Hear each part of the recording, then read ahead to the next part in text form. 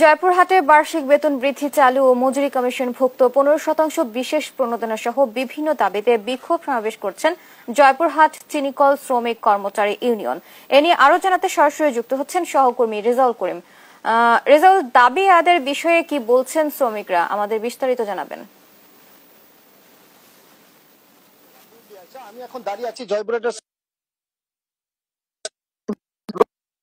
এবং প্রশাসনিক ভবনের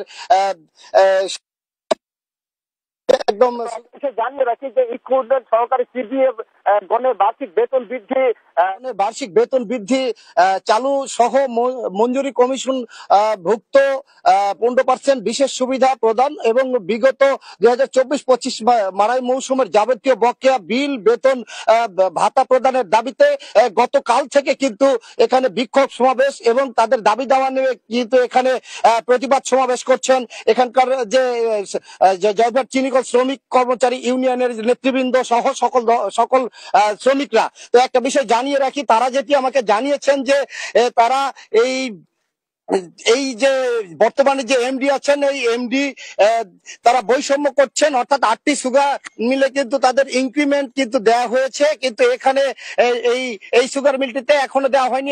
এই এমডি সহ এখানকার যে প্রশাসনিক কর্মকর্তারা আছেন তারা এটি বৈষম্য করছেন, তারা এমনটি জানিয়েছেন। আমি এখানকার শ্রমিক নেতা জয়পুরহাটের চিনিকল শ্রমিক কর্মচারী ইউনিয়ন জয়পুরহাটের সাধারণ সম্পাদক ও কেন্দ্রীয় ফেডারেশনের সাধারণ সম্পাদক জায়েদ হোসেনের সঙ্গে আমি জানতে চাই যে আপনাদের দাবি দাওয়াগুলো কি এবং এখন বর্তমানে যে আপনাদের চলমান যে আলোচনা চলছে এ বিষয়ে করে সিদ্ধান্ত হয়েছে কিনা জানাবেন।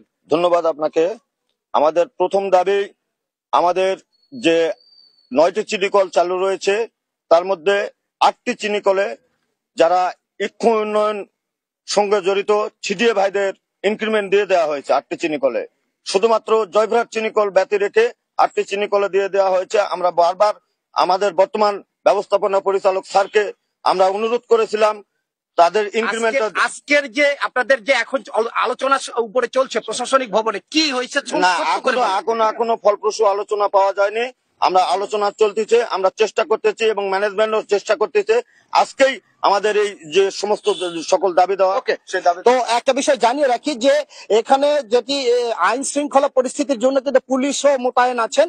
তো সর্বোপরি বলা যায় যে এখানে তাদের দাবিদা না মানা পর্যন্ত তারা কঠোর আন্দোলনে থাকবেন এমনটি জানিয়েছেন এখানকার শ্রমিক এবং কর্মচারীরা। এই ছিল আমার জয়পুরহাট থেকে সুগার মিল থেকে সর্বশেষ আয়শা বুবলি। রেজাউল, আপনাকে ধন্যবাদ।